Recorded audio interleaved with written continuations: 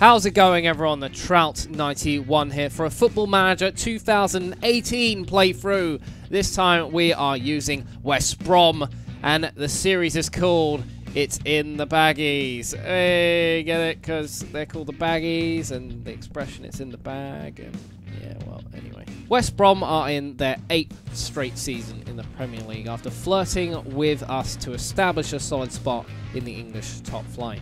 They've been a reasonably consistent mid-table team since re-entering in 2010, their highest position being 8th. They have a team of fantastic talent with some extremely recognisable household names. If you're looking for a starter save to get into FM18, it might be worth giving them a go with 25 million in transfer budget and 700k in wages. Off the start, I like to quickly have a look at the players that we've sent out on loan. I like to pay attention to any players we might have for our near or long-term future to make use of, as well as any good players we may have sent on loan that could be recalled for us to use at the moment.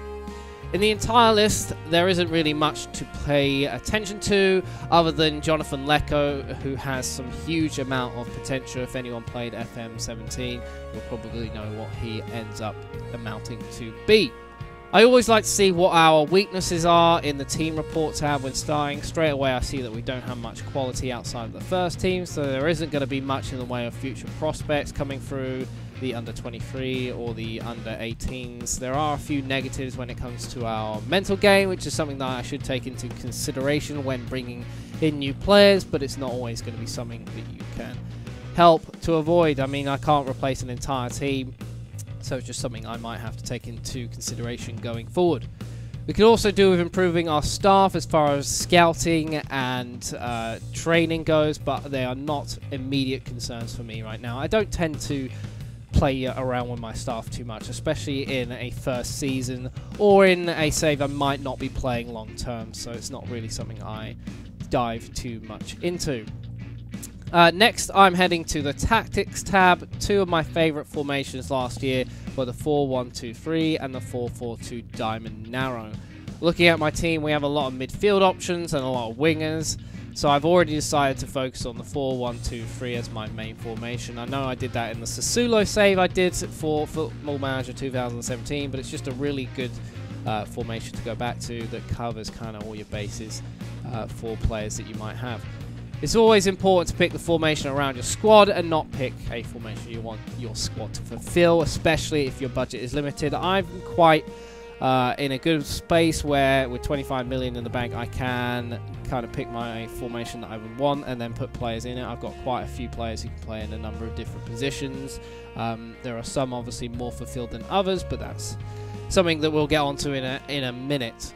So after I've tinkered with my team, I have a lineup I'm pretty happy with. The best part about using West Brom this year is that they have a great starting team, 25 million to play with, which means I can afford to bring in selected players for more money and obviously better quality players as a result than spread it around trying to fill up positions I don't actually have. So I'll run you through what will be my starting squad using just the players at the club. In goal is Ben Foster, a talented and experienced keeper.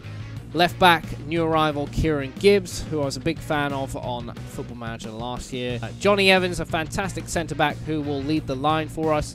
Partnering him is the aerial beast Craig Dawson. And finally, to round out the defence, is the physical presence of Alan Nyom. Our midfield consists of the defensive rock Claudio Jacob. Playing in the box-to-box role is the engine Jake Livermore. And as an advanced playmaker, we are currently using the youth prospect Sam Field. Topping the team as a left inside forward is the technically gifted Nasir Chadley. On the opposite flank we have the winger Matt Phillips, and up top is Solomon Rondon, our target man. On the bench we also have Boaz Milhill, James McLean, Ahmed Hegazi, Jay Rodriguez, Jegosh Krikoviak, James Morrison, Chris Brunt, Gareth McCauley and Oliver Burke.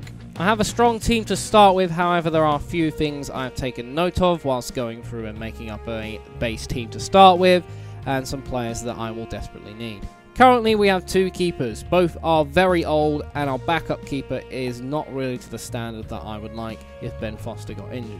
Good keepers can cost a lot of money, so I feel investing a good chunk of it in a young talented keeper would be a good idea.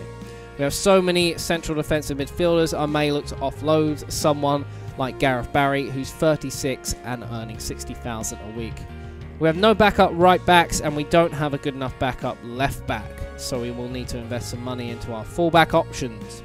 Robbie McCourt is a terrible player with not much room to grow, so he will be going out on loan.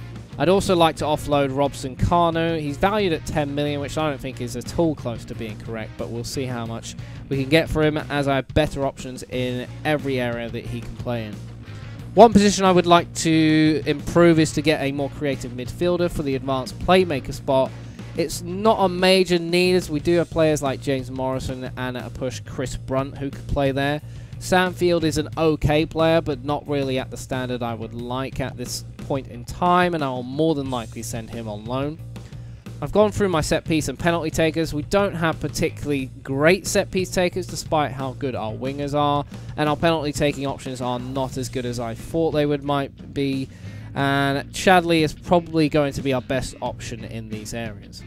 And that's all I'm going to do in this first episode. I didn't want to put too much into it because I just wanted to give a quick intro to the series, run you through who's at the club, what they look like as far as their attributes are, and we'll save the nitty-gritty details and a big old scouting session for the next episode, as well as a few friendly matches that will probably be played. I am going to show them that I'm not going to take them too seriously as far as what I do and tactics and all that. But hope you enjoyed the video. If you did, do drop a like rating, and I'll see you for the next one. Peace out.